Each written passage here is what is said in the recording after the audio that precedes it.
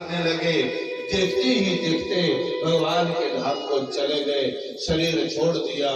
उनको इच्छा मृत्यु का वरदान है, वो कभी भी जा सकते हैं, लेकिन जाने से पहले उनका विचार है मैं भगवान का दर्शन करके जाऊं। तो भगवान का दर्शन किया और जाएगा क्या, आत्मा परमात्मा में मिल जाती है।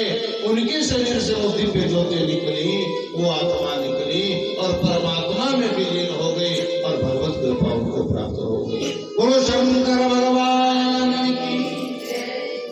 यह है छठी भक्ति प्यारे। सातवीं भक्ति है वंदन।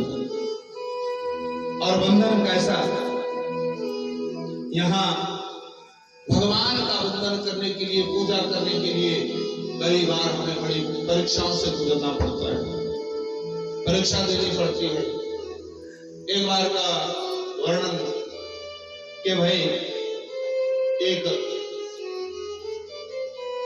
जमुनादास नाम के भक्त हुए, जमुनादास नाम के भक्त तो बाजार में चले गए, आज शिव जी की पूजा करनी है, फूल नहीं मिल रहे। आजकल तो फूल काफी है ना, एक मौसम थोड़ा ऐसी आती है पीछे जब फूलों का भाव हो जाता है, फूल नहीं मिल रहे थे और आज पूजा करनी है, फूल लाने हैं तो शिव जी के लिए फूल चढ़ाना है। तो चले गए जहां पर फूल बेचने वाला था, उसके पास अब एक ही फूल बचा था, बहुत बड़ा फूल था, सुंदर फूल था।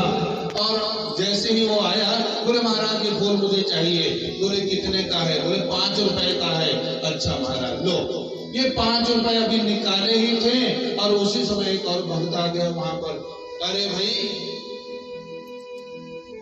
ये फूल मुझे चाहिए। अब ध्यान से सुनना, वो जो दूसरा भक्त था उसके लिए वो फूल अपने भगवान को नहीं दे रहा था, अपनी मासूका के लिए देना था। वो किसी से प्रेम करता था तो उसके लिए फूल चाहिए था। फूल एक था और पूछा कितने का फूल? बोले फूल तो बिक गया भाई, फूल की कीमत 5 रुपए है। ये इन भक्त ने ले लिया, इन्हें बाबा के मंदिर में जाना है, शिव जी के ऊपर चढ़ाना है। अरे महाराज 5 रुपए, ये लो मेरे से 10 रुपए, ये फूल मुझे दो। अब भक्त जमुनादास ने सोचा एक ही फूल है, यहाँ तो टक्कर हो गई। तो जमुनादास ने कहा मैं 20 रुपए दूंगा। अब वो दूसरा भक्त कहता मैं 40 रुपए दूंगा।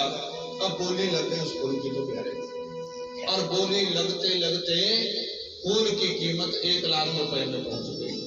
5 रुपए का फूल 1 लाख रुपए कीमत हो गई। और 1 लाख रुपए की बोली जब लग गई तो उस समय क्या हुआ, जिसे वो अपनी माशुका के लिए फूल ले जाना था, उसने सोचा अरे 1 लाख में तो कितनी माशुकाएं मिल जाएंगी, छोड़ो उस फूल को करे।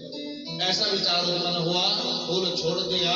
लेकिन वो भक्त जो भगवान के लिए, जिसने अपना सर्वस्व लुटा दिया, अपनी सारी प्रॉपर्टी जगह जमीन सब बेच दी एक फूल के लिए, और उस फूल को लेकर के आया, बाबा के पास चढ़ा दिया, बाबा की पूजा की, आंखों से अश्रुपात होने लगा और भगवान ने बता दिया अरे तूने जिस कीमत से ये फूल चढ़ाया है ना, मैं तुम्हारे इस फूल के वजन को, भार को सहन नहीं कर सकता।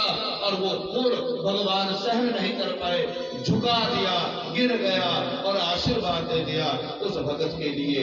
ये फूल नहीं, आज अपनी प्रॉपर्टी को बेच करके अपनी भक्ति और श्रद्धा को प्रकट किया है।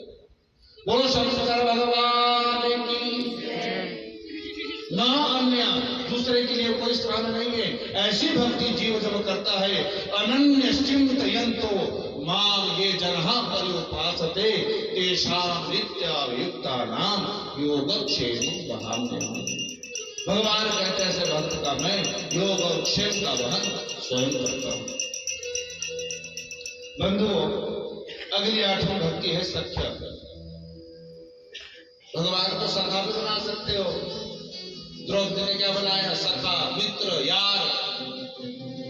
कृष्ण भगवान को यार बनाया, मित्र बनाया। और मित्रता भगवान ने कैसे निभाई? एक बार ऐसा वर्णन आता है, पूरे 16,108 पटरानियों के साथ मिलकर के भगवान बैठे हुए उनके बीच में, और उनकी उंगली कट गई। भगवान की उंगली कटी, सब दौड़ गए पट्टियां लाने के लिए, भगवान को पट्टी बांधेंगे। लेकिन तब तक द्रौपदा ने अपने साड़ी के पल्लू को फाड़ दिया और भगवान की उंगली को वो बांध दी, पट्टी कर दी।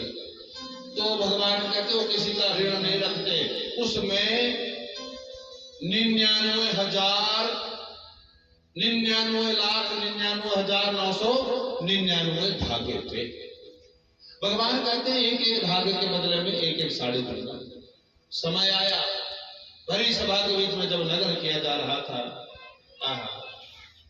कृष्ण कृष्ण एक नहीं जिसके 5 पति हो, और पति भी कैसे, महारथी, जिनका नाम सुन करके सब थर थर कांपते हैं, लेकिन एक भी पति काम नहीं आया, सब सिर झुका करके बैठे हैं। जब पत्नी के ऊपर विपत्ति आई, पति हो संसार का कोई भी जीव हो, उस भगवान के अतिरिक्त इस संसार में हमारा दूसरा कोई सहाय नहीं प्यारे। भगवान ने साड़ियां प्रदान की, द्रौपदी का दुख दूर किया।